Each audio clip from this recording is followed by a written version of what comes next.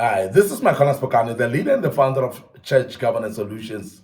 We are busy with the types of leadership styles that you may implement in your church, depending on the personality of an individual pastor, of course, and the personality of the leaders in that particular church. Today, I want to deal with the kind of leadership style called diplomats. These are the supportive leadership style. Diplomats are those that are very supportive in nature, and we call it supportive leadership style. And I want to speak about that, and I hope that as a pastor, you will scrutinize and reflect on yourself and see if you are falling under this category so that you can be able to apply yourself better based on the style of leadership that you do. Diplomats are people-orientated leaders, of course, who are like the inspirational leaders that we've spoken about just in the past. They bring in more rational orientation to the ministry context because they think about the people and they don't just do tasks only, but they concern about the people. They lead the best in situations that call for a person who is caring, supportive, friendly, and patient because they are definitely caring, they're definitely supportive, they're friendly as well, and very patient. So, in situations like that, diplomats are very, very good. Diplomatic pastors, they're very, very good in leading churches in that regard. And in situations like that, they excel in that because they are concerned about the people.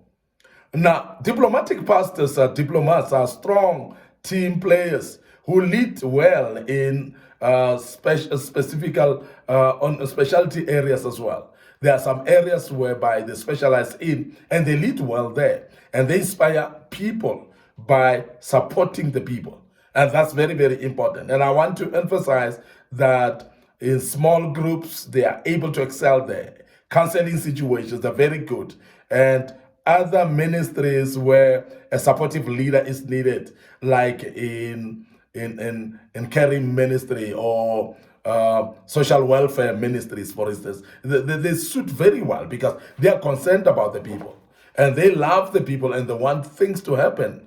And if you having those type of leaders, they are getting involved in those groups, counseling, and as I said, also social welfare ministries in the church. They are very, very driven in that. Those who opt to pastor churches, most often pastor smaller churches, 200 people and less, and they don't really go for big churches because they want to make sure that they know everyone's name and they want to know where everybody is staying, and therefore they want a group that's manageable. And that is why pastors that are more caring, they don't run mega churches generally. There's a very, very few that are managing mega churches. And in that regards, those that are managing mega churches, you will realize that they will actually make sure that they allocate people of their kind to run small groups of people. And they will go into home cells. They will actually run people into cottage meetings, whereby people that are like-minded like them, who are caring as well, are allocated to those cottage meetings so that they can take care of the people on their behalf. And that's what diplomats do. And that's very, very strong. They're very strong in that regard. Now, I want to also say that diplomats struggle in situations where there is a bickering and disharmony, where people are not united and not together, and they find it hard to deal with uncertainty about the future. And they prefer a slower ministry or a ministry that is not high paced. With standard operating procedures as well, where they will actually put up some regulations, rules and regulations, and make sure that they are standard operating procedures. And they resist changing environments because they are concerned about the risks change brings and how it will affect the people. So they're always concerned about their people, and in general, that is the reason why they don't embrace change easily. And I've said earlier that this type of pastors, they run smaller churches because they wanna be closer to their people. They wanna manage their people more closer, and that we wanna emphasize that generally diplomats are like that. And you may look at it and say that is me, or that is the pastor next door, then, or that is this friend of pastor, this friend of mine that I have, a pastor friend of mine that I have, and you will be able to identify that. I want us just to look a little bit about on the strengths that are related to diplomats or pastors that are diplomats in nature. Their strength is because other leaders, you'll realize that other leaders praise diplomats for their loyalty and support because they are very, very supportive.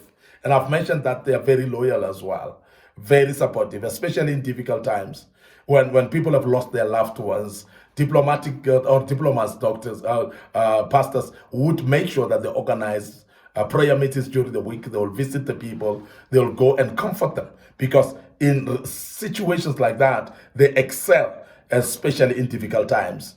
These same leaders appreciate their taking direction and accepting and following instructions without hesitation because diplomats are actually following instructions very easily, and they themselves are able to give instructions that are very clear, that people are able to follow very clearly as well, because they are not actually complicated in nature, and their approach is not complicated at all. Diplomats are more skilled in ministering to and calming the troubled and disgruntled as well. When people are disgruntled, they feel like they want to leave the ministry.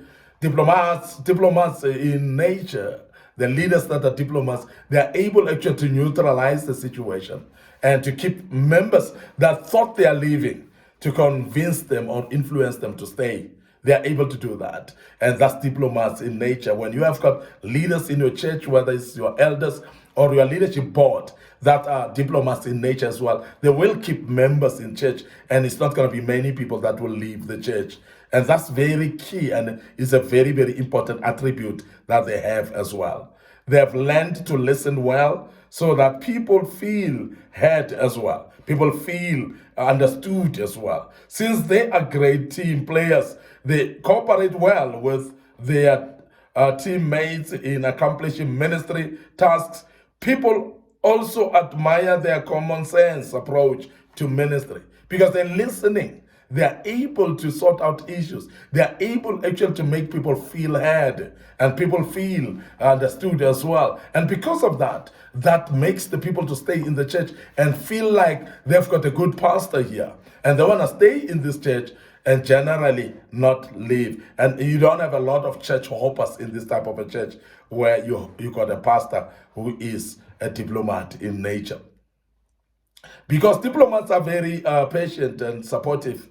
They get along well with most of the people in the ministry and in the organization as well. So they are able to be in good terms with their own leadership teams. They are in good terms with their own members as well. Because of their supportive nature, we have mentioned that, and they are in good terms with everybody. And they are able to work with people much more better. If you can't get along with a diplomat, the problem is with you, not with them. Because generally, they're people that are sociable. They're people that you can have a relationship with more closely. And I want to urge you to identify your pastor, if you are just a church member, to see if your pastor is a diplomat. If you're having a problem with a diplomat pastor, you must realize that it is your problem. It's not their problem, because you are actually dealing with somebody who's soft-natured here, somebody who's caring, somebody who's making sure that you're happy at all times. They take responsibility willingly, and they follow through on their promises as well. When they've promised something, they want to follow through their promises, and they want to make sure that they fulfill their promises. As evangelists, they prefer a relational style. Those who speak or preach like to console, they like to comfort, they like to encourage others with scriptures as well. And majority of this type of people, when they preach, people want to get born again because they can feel the heart of this man or this woman who is caring, and therefore they are able to actually get convicted and accept the Lord as a personal savior. Before I close, I want to speak a little bit about weaknesses of diplomat type of pastors or leaders in the church. Their weaknesses are there to be seen as well, but we need to address them because it's something that maybe can be avoided so that we can get to be maximizing all the strength that the diplomat pastor is having. Some people complain that diplomats are so nice. That is hard to be angry with them when they need to be. They don't want to hurt their feelings, and that is the reason why they complain. This pastor doesn't give us opportunity to be angry with him, and doesn't give us opportunity to not like him. And that is the reason why some people complain about that, which doesn't make sense. But of course, they see this type of people or leaders to be weak leaders, and they undermine them sometimes. And that's very important to look at that.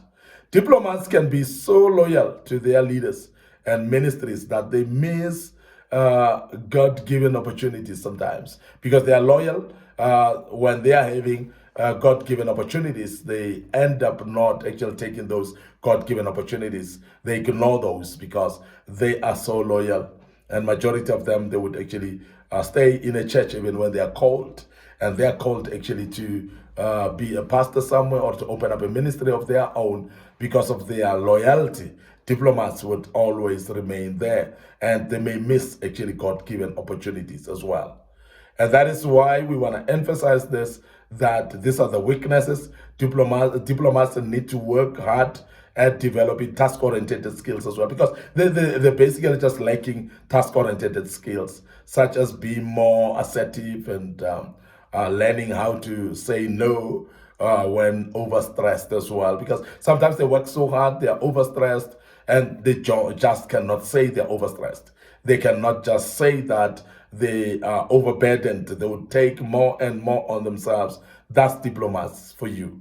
They must also learn not to blame themselves when others fail, because when others fail, it's them that fail, it's the people that fail, it's not you as a leader. But diplomats tend to blame themselves sometimes. In difficult situations, they tend to seek compromise rather than consensus as well. And sometimes compromise becomes very condemning, because when you have compromised, at the end of the day, you are hurt about your own compromise. Rather than taking what we call a consensus approach, they are actually looking for compromise.